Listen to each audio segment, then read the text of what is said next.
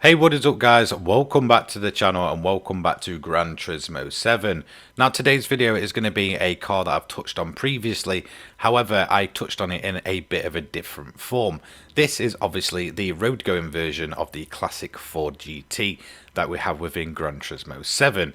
And it is honestly one of the most weird and bugged cars currently still working within Gran Turismo 7 itself. It is a Tokyo build and it comes in under 350 performance points. So let's go and talk about it and I'll show you my overall build. So in terms of delivery, I'm running this one here by Colossus or Colossa, whatever you want to call him. So thank you for delivery. It works perfect, gives you everything you should need. You may just have to change a few little things in terms of the aero. So as you can see with the wheels, if you're not going to use delivery, you want to use the wide offset at the rear, and you will need to change a few little body parts. So I'll go and show you them as well. So in terms of custom parts at the front, you want type A, and then at the sides and obviously the rear I will show you as well, which is type A at the side, and then at the rear it's going to be a little bit different with a type B wing. So ensure you have them on. They are for the kind of aero and such like that. So in terms of bits you need, you don't actually need anything from the sports section. From club sports, however, you need bore up, high lift camshaft, high compression pistons, power restrictor and ballast. You won't actually need the power restrictor, that was on my previous build I believe, but you will need the ballast. Racing crankshaft, fully customizable computer and fully customizable LSD and body rigidity from semi-racing. From racing, you'll need stroke up, engine balance tuning, polished ports, supercharger high-end torque, racing intercooler, racing air filter, racing silencer, racing exhaust manifold, brake pads, brake discs, which I've got the slotted, brake balance controller, you can do that on the fly, fully customizable suspension and racing clutch and flywheel, as well as the racing hard tyres. And you don't need anything from the extreme section. So let's get into the build itself. As you can see, it's got 339 pp. We've got the racing hard tyres set on for both the front and the rear, the fully customizable suspension. In terms of the body height and such, we've got 75 and 75. Anti-roll bar is 4 and 4. Damping ratio compression is 30-30 with the expansion at 40. 2.50 at the front for natural frequency and 270 at the rear. No negative camber angle and no toe angle for this build. Differential is fully customizable, set to 10, 40 and 20. In terms of transmission, it's the normal transmission, no change needed there. Ballast set to 34 and positioning set to 23. No power restriction on this build, which is absolutely awesome. I love it when we don't have to do that. I do have the fully customizable ECU. Downforce is maximum, so 150 and 250. We then have the racing intercooler, the racing the supercharger high-end torque, the racing air cleaner, silencer, exhaust manifold, brake system with the slotted, brake pads, and then we do have the brake controller, which you can do on the fly. Like I said, we have the racing clutch and flywheel just up here, and then perma mods is obviously bore up, stroke up, engine balance tuning, polished ports, high lift camshaft, crankshaft, high compression pistons, and then the rigidity at the bottom. So I believe Rocky originally did this glitch way back in the day, and originally the version I covered was completely different from this one. This one's been around quite a while and still hasn't been sorted. Obviously it's a bit more of an expensive car, but I thought I'd kind of go through to see what's causing the glitch, and it doesn't seem to be anything like the brakes and such. However, when I started changing certain parts, I noticed we get the error symbol, which is the triangle with the exclamation mark, which means that you cannot run the build like that. You essentially cannot do anything with it in that form. Then I went over to clutch and flywheel and it shot all the way up to 713, which is just absolutely ridiculous in terms of a jump for a single part.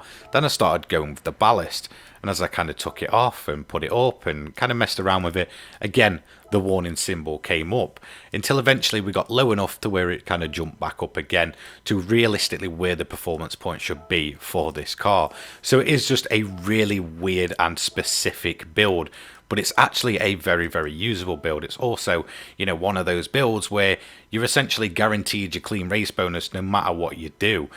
So as you can see, it's very, very specific, so ensure that you follow this guide as close as possible to ensure you can get this working, ensure you've got the aero and all the kind of parts set to the exact same I guess units that I have.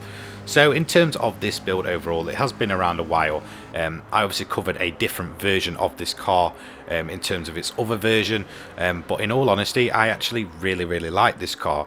It makes use of one of those cars that I've kind of just got sat around in the garage really doing nothing if it wasn't for this method, and I feel like that's important for a lot of the cars within Gran Turismo 7. There's so many that you probably buy for a very expensive price and then never get the chance to even really run them anywhere, or earn that money back. With this build you can.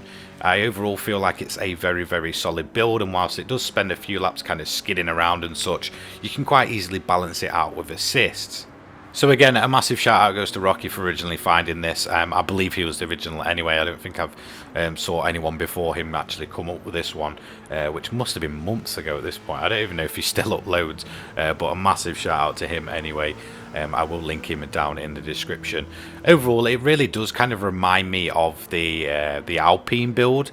Once it kind of gets dry, it becomes a lot less of a brute and becomes a lot more usable and very fast. It's actually surprising once you kind of get used to how this car works and runs, just how quick your lap times can be. I believe my lowest is something like a 154 to a 156. It's something ridiculously low. So overall, it is a worthwhile build. It might just take you some time to adjust, and again, it's a guaranteed clean race bonus. In the 10 times I've run it, I've never ever once lost that bonus. So as you can see, I went for a bit of a different strategy when recording this video. I thought I'd actually attempt a zero stop strategy for the first time. It is possible, but I think I kind of messed it up at this point here. Obviously I've got the engine turned up to the maximum to get myself ahead by the time I get to lap 1. That way, turn 1, that way I don't have to worry about the AI. But if I'd have not done that, I probably would have still made it very close to the front of the pack, and I probably would have been able to do a zero stop strategy. The main strategy is actually just to go around about to lap 7, lap 8, box in and then go to the end. That's the preferable way to do it, but it does seem that it can be done on a zero stop strategy if you do run the car properly and you're a little bit careful. Now let me just kind of explain to you how I run Tokyo. So on your opening lap, you want to, or should I say opening lap 1 to 3, you really want to be in survival mode. So at this point, don't worry about the AI, just try not to hit them. You may need to kind of crawl around. Obviously a lot of these builds are on dry tires and it's going to be wet out there, so don't give up just yet. Even if it means you just kind of slide off the barriers, war ride, do whatever you want. You're in the single player portion of the game. This is your game. It doesn't matter if people want to class it as cheating, whatever. Just have fun and do it your own way. Just avoid the AI. As long as they don't hit you, then you are all good to go, and you won't lose that clean race bonus. That's the only thing that will take it away off you when using this car. So eventually I can see the Honda's going to be quicker than me on the opening lap, so I do let him go. Now after that, the track does dry up around about laps 4 to 5, with kind of lap 6 onwards being kind of when you're at your, I guess, best in terms of the weather, and it starts drying up enough to really put those fast laps in. At that point, just go for it. Keep the car in fuel mix 6. Just kind of fill up at the halfway point if you feel the need to. Throw some new tyres on. Overall, this car's actually rather quite kind on its tyres, and basically you should be able to go until the end, no issue. I'll make a few other pointers out in terms of when it will dry up. Obviously, like I said, I was kind of experimenting with a zero stop strategy, which didn't work, but again, that's kind of got myself to blame for that, for turning the engine up to its maximum power straight away. But overall, you should have no problem with the AI. Just set them to easy. Over the time, Polyphony have absolutely boosted up the AI at Tokyo, especially the Gallo car, which is Honda NSX. That thing just seems to be ridiculously fast these days. It did used to be very quick, but early on that thing's an absolute rocket, even more so than it used to be. So Tokyo is not really that bad of an event. It's kind of what car you choose and how much you really choose to practice. Realistically, the AI really aren't an issue. You can mainly avoid them. So as you can see, lap 4, this is where it starts to dry up. This is where you'll notice your lap times will start plummeting down and they'll just get faster and faster. So at this point you can come out your survival and just do what you want. So I thought I'd just skip straight to the end because I've given you a brief overview of my strategy. Obviously this was my attempt at a zero stop and I did run out of fuel just at the last minute. But This is where I accidentally found out that if lapped cars hit you, you don't lose your clean race bonus. So yeah, it doesn't matter either way. You're not going to lose that clean race bonus if you've already overlapped them. Just don't touch them on the opening lap. After that, you'll be all good to go. Anyway, you'll have a big gap over second, so you won't realistically need to worry about them. If you do kind of hit lapped cars, you're not going to risk losing that clean race bonus in this car anyway. So I just thought I'd take some time this Sunday with a more chilled, laid-back guide, just explaining one of my favourite glitch builds currently within GT7 that's been around quite a while. So even with running out of fuel and taking an absolute eternity to get that last lap done, we still did it in around about 27 minutes. Overall, our fastest lap was 2 minutes 2.465. Obviously, not running the best strategy for this. I was trying to go for a zero stop, which means I'm a lot more kind of fuel saver than usual. But this does have a lot of one lap potential. I believe my fastest lap is around 154 to 156. So it is possible to do very, very quick laps in this car with the right conditions, and obviously running that engine in a bit of a higher fuel mix. Usually you'll find those laps come in right at the end where it's dry enough, and obviously at that point, if you've got spare fuel, you can just absolutely put your foot to the floor and not worry about fuel saving. 825,000 credits in around about 25 minutes realistically. So yeah, decent money method, a very funny glitch build in my honest opinion. I think it's absolutely ridiculous that this thing comes out at 340 performance points. You could probably find some other uses for it.